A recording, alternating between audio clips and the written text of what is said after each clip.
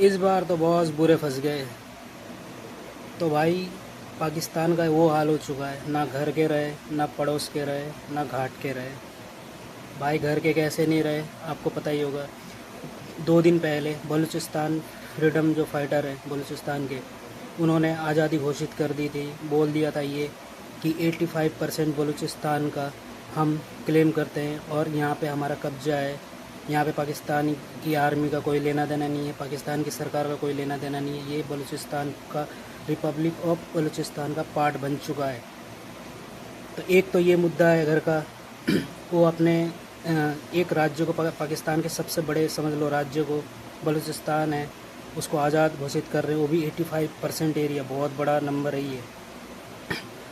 Balochistan freedom fighter ने ये भी कहा है कि हमारे पास भले ही नेवी नहीं है, एयरफोर्स नहीं है, टैंक नहीं है, एयरक्राफ्ट नहीं है, प्लेन नहीं है, हेलीकॉप्टर नहीं है, लेकिन हमारे पास 5 लाख सोल्जर हैं जो पाकिस्तान की आर्मी की धज्जियाँ उड़ा सकते हैं और उड़ाते आए हैं।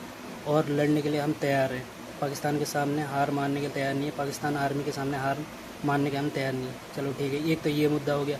दूसरा, आप सबको पता होगा पीओके में काफ़ी दिनों से प्रोटेस्ट हो रहे हैं। क्या के लेके? उनकी आज़ादी को लेके, वो जो उनके साथ भेदभाव हो रहा है उसको लेके काफ़ी दिनों से भेदभाव हो रहे हैं।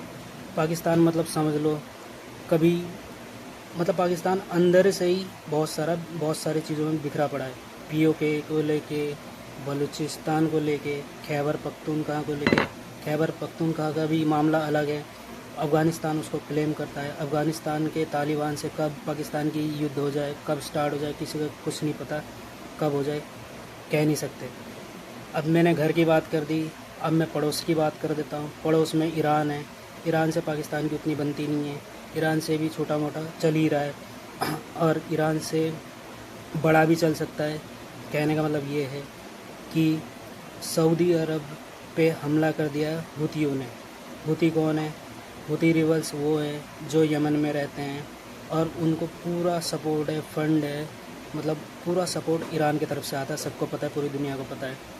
ईरान ने हुतियों से कहा कि ये रास्ता भी बंद कर दो, जो दूसरा बाब एल मंडेब का जो रास्ता है वो रास्ता भी बंद कर दो और सऊदी अरब पे अटैक भी कर दो। तो सऊदी अरब पे भी अटैक हुए हैं और उस रास्ते को भी बंद करने की कोशिश किया जा रहा है।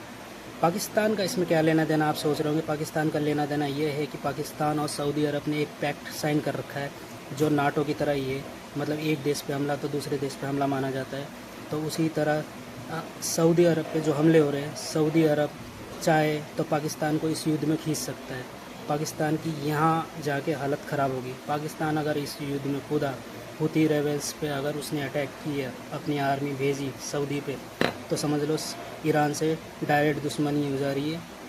और ईरान से इस टाइम दुश्मनी लेने की जो हालात है पाकिस्तान की कहीं से कहीं नहीं है। तो भाई इसीलिए मैंने कहा, ना वो घर के रहे, ना पड़ोस की रहे, ना घाट के रहे। तो यही होता है भाई, जब तुम दूसरे के बताए हुए रास्ते पे चलते हो, दूसरों के लिए सांप छोड़ते हो, तो तुम्हें भी वो डसते ही हैं। यही हो रहा है।